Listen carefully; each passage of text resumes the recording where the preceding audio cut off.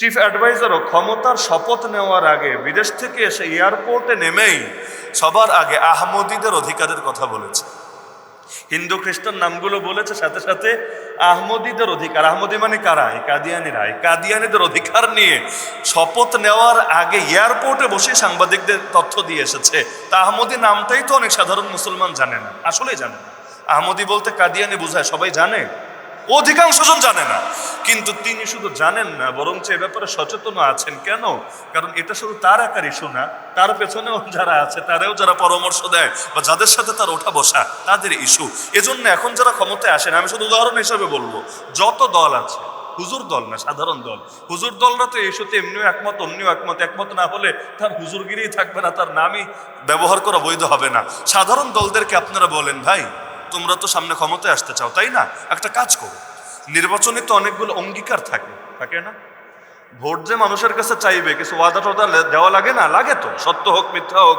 যেমন 2008 সালে আমার মনে আছে, ওয়াদা শুনেছিলাম আমরা ক্ষমতায় আসলে দেশ চলবে মদিনা সনদ দিয়ে। ছোট ছিলাম তো, শুনে খুব ভালো লেগেছিল, আলহামদুলিল্লাহ। মদিনা এখনো একবারও যেতে পারি নাই।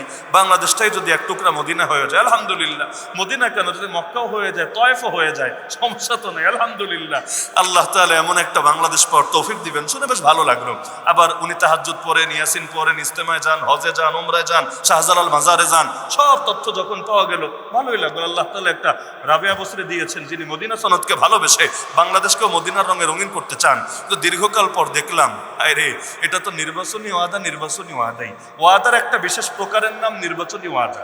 মানে এখানে সত্য বলাটা জরুরি না, আপনি মিথ্যা বইলেও আপনি ক্ষমতায় আসতে পারবেন। এমনকি মিথ্যা বলার কারণে কেউ আপনার বিরুদ্ধে মামলাও করবে না, আপনাকে নিয়ে কোনো সমালোচনা হবে না। কারণ এই যে মিথ্যাটা বলেছে, ধোঁকা দিয়েছে, এটা নিয়ে আজও পর্যন্ত একটা মামলা হয়েছে। এই যে হুজুরদেরকে গালি দেয়, কি বলে? যে হুজুররা নাকি ধর্ম বেচা খায়, ধর্ম ব্যবসায়ী, নাউজুবিল্লাহ মিন যালিক। তাহলে ক্ষমতায় আসার জন্য মদিনা সনদের নাম ব্যবহার করা, এইটা কি ধর্ম বেচা না? এইটা কি ধর্ম ব্যবসা না? সারা বছর নামাজি পড়েন না, নামাজি পড়েন না, নির্বাচনের টাইমে এক চক্কর সৌদি আরবে ওমরা করে আসেন, আবার প্রতিটা মসজিদে গিয়ে ইমামের পেছনে প্রথম কাতারে থাকেন, আবার ইমামের জুমার বয়ানের পরে আপনিও 2-4 মিনিট জাতির উদ্দেশ্যে একটু খুতবা, একটু বক্তৃতা প্রদান করেন। এগুলো কি রে ভাই, ধর্ম বেচা খাওয়া না? সারা বছর মাথায় কাপড়ও থাকে না, নির্বাচনের সময় হিজাব লাগান, নেকাব লাগান, হাতে আবার তসবি থাকে, এটাও দেখান। এই সব কিছু যদি চলে, এগুলো ধর্ম ব্যবসা না? তাহলে আসল ধর্ম ব্যবসায়ী যারা, তারা মূলত এই হুজুরদেরকে, ওলামায়ে কেরামকে ধর্ম ব্যবসায়ী বলে গালি দেয়। কারণ বাংলায় আছে, চোরের মায়ের। তো মায়ের যদি বড় গলা হয়, তার নিজের গলা কেমন হইতে পারে, এটা তো আইডিয়াই করা যায়। তো এখন দেখা যাচ্ছে নির্বাচনের সময় অনেক অঙ্গীকার তো মানুষ দেয়, হাসা হোক মিশা হোক, দেয় তো নাকি? গিয়ে বলেন সবাইকে, একদল না সব দলকে বলেন, ভাই নির্বাচন 6 মাস পরে হোক, 7 মাস পরে হোক, 1 বছর পরে হোক, যখন হোক হবে তো। এক কাজ করো, নির্বাচনী ওয়াদার মধ্যে এই কথাটা তোমরা অন্তর্ভুক্ত করো, আমরা যদি ক্ষমতায় আসি, পার্লামেন্টে সংখ্যাগরিষ্ঠতা পাই, আমরা কাদিয়ানীদেরকে মুসলমান পরিচয় ব্যবহার করার সুযোগ দেব না, ওদের এই ধোঁকাবাজিতে আমরা সহযোগী হব না, বরঞ্চ আমরা আইন করে দেব নবীর পরে নবী নাই। যারা এটা মানবে না, তারা মুসলিম পরিচয় ধারণ করার কোনো অধিকারই রাখে না। বলেন যে তোমরা যদি এভাবে আমাদেরকে ওয়াদা দাও, আমরা আছি তোমাদের সাথে, আমরা আছি, তোমাদেরকে সমর্থন দেব, ভোট দেব, সাপোর্ট দেব। তো যদি তোমরা খতমে নবুয়ত হেফাজতের ব্যাপারে এতটুকু সাহস না দেখাতে পারো, কাদিয়ানি জামানার দাজ্জালদের ব্যাপারে এতটুকু যদি তোমরা সৎসাহস না দেখাতে পারো, তো যারা নবীর পক্ষে দাঁড়াতে রাজি না, আমরাও ওদের পাশে দাঁড়াতে রাজি না। বলেন, সবাই মিলে বলেন, সব দলমতের ঊর্ধ্বে উঠে গিয়ে বলেন। আমি গ্যারান্টি দিয়ে ফলাফলটা বলে দিচ্ছি, বলতে বলতে যদি মুখে ফেনা তুলে ফেলেন, যেতে যেতে যদি জুতা পর্যন্ত ক্ষয় করে ফেলেন, দিন শেষে রেজাল্ট আসবে ঘোড়ার ডিম আন্ডা। কেন? একজন আপনাকে এই ক্ষেত্রে রাজি হবে না, সম্মতি দিবে না। কারণ তারা জানে দেশের জনগণ সবাই যদি পক্ষেও থাকে, কিন্তু বিদেশিরা যারা দেশের মধ্যে আসল কলকাঠি নাড়ে, ওরা যদি খেপে যায়, ক্ষমতার স্বাদ আর কখনোই পাওয়া হবে না। এজন্য এদেশে প্রধানমন্ত্রীরাও দেখেন না মাইক পেলে বলে অমুকরা ক্ষমতায় বসায়, তমুকরা ক্ষমতায় বসায়, আর একজনকে পচানোর জন্য বলুক, কিন্তু স্বীকার ওরাও করে যে আসলে শুধু ভোট পেলেই এই দেশে ক্ষমতায় আসা যায় না, বরং আরো গোপন মারেফতি ব্যাপার স্যাপার আছে। এজন্য আমরাও এটা মনে করি এই বাংলাদেশে কখনো শুধুমাত্র ভোটের উপর নির্ভর করে ইসলাম জিন্দা হবে ওই স্বপ্ন আমরা দেখি না, আমরা কখনো দেখি না। বরঞ্চ আমরা মনে করি যতদিন পর্যন্ত জাতি বিপ্লবের চেতনে উজ্জীবিত না হবে, জিহাদ এবং শাহাদাতের তামান্না অন্তরের মধ্যে লালন না করবে, ততদিন পর্যন্ত এই বৈশ্বিক কুফরি পরাশক্তির মোকাবেলা করে ওদের চোখে চোখ রেখে কিছুতেই এই অঞ্চলে ইসলামকে বিজয়ী করতে পারবে না। নবীজি সাল্লাল্লাহু আলাইহি ওয়াসাল্লামের জামানায় বিপ্লব ছাড়া দিন জিন্দা হয়নি, অথচ নবীর চাইতে উত্তম আখলাক কারো নাই, নবীর চাইতে ভালো ওয়াজ কেউ করতে পারে না, নবীর চাইতে কবুল দোয়া পৃথিবীতে কখনো কারো ছিল না। এরপরও নবীর জিহাদ লেগেছে নাকি লাগে নাই? বিপ্লব লড়াই সংগ্রাম লেগেছে নাকি লাগে নাই? সুতরাং লাগবে, প্রত্যেকেরই লাগবে। তো বলছিলাম ইসলাম যেহেতু আল্লাহ দিয়েছেন, ইসলাম নিয়েই আমাদেরকে ভালো থাকতে হবে। ইসলামকে বাদ দিয়ে কখনো ভালো থাকা যাবে না, কারণ আল্লাহকে নারাজ করে আল্লাহর বান্দা কখনোই ভালো থাকতে পারে না। কিন্তু চিন্তার বিষয় হলো এই খেলাফত মানে হলো এমন একটা শাসন ব্যবস্থা, যেই শাসন ব্যবস্থা আল্লাহর প্রতিনিধিত্ব করবে, দুনিয়ার কারণে।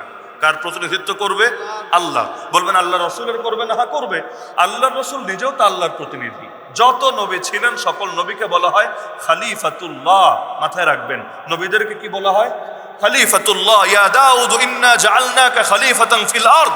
নবীদা হলেন ডাইরেক্ট আল্লাহর খলিফা, আল্লাহর প্রতিনিধি। আর পরবর্তীতে যত খলিফা আমরা চিনি, যেমন আবু বকর রাদিয়াল্লাহু আনহু খলিফা, ওমর খলিফা, ওসমান খলিফা, আলী খলিফা, তারা খলিফাতুল্লাহ না, বরং খলিফাতু রাসূলিল্লাহ। আবু বকর রাদিয়াল্লাহু আনহুকে একজন এসে বলল, হে আল্লাহর খলিফা।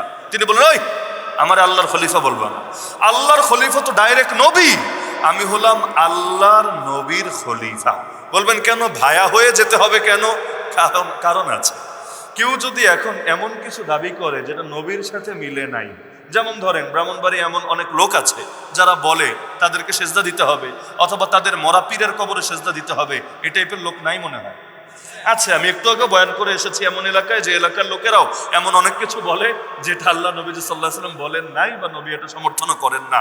এখন তারা যেটা দাবি করে এটা আবার আল্লাহর পক্ষ থেকে দাবি করে, এটা নাকি আল্লাহর দ্বীন, আল্লাহর শরীয়ত, যদিও নবীজির সাথে মিলছে না। এখন তাদেরটা মানতে হবে না তাদেরটা ছাড়তে হবে? নবী বললেন একটা, যেমন নবী পৃথিবীতে কোনো মানুষকে অপর মানুষের উদ্দেশ্যে সেজদা করার অনুমতি দিয়েছেন।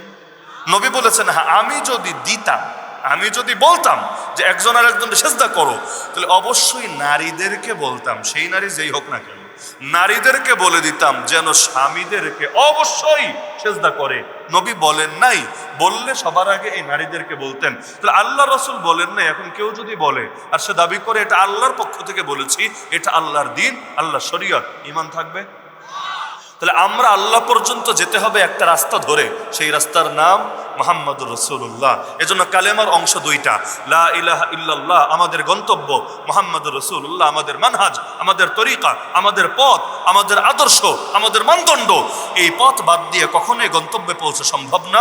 লা ইলাহা ইল্লাল্লাহ পর্যন্ত পৌঁছার একমাত্র রাস্তার নামই মুহাম্মদুর রাসূলুল্লাহ সাল্লাল্লাহু আলাইহি ওয়াসাল্লাম। এজন্য আবু বকর রাদিয়াল্লাহু আনহু বললেন, আমাকে বলবা আনা খলিফাতু রাসূলিল্লাহ সাল্লাল্লাহু আলাইহি ওয়াসাল্লাম, আমি হলাম আল্লাহর রাসূলের খলিফা। তো জগতের মধ্যে যত মুসলমান বাদশা হবে, যারা আল্লাহর জমিনে আল্লাহর আইন বাস্তবায়ন করবে, তাদেরকে কি আল্লাহর খলিফা বলবো না আল্লাহর রাসূলের খলিফা বলবো?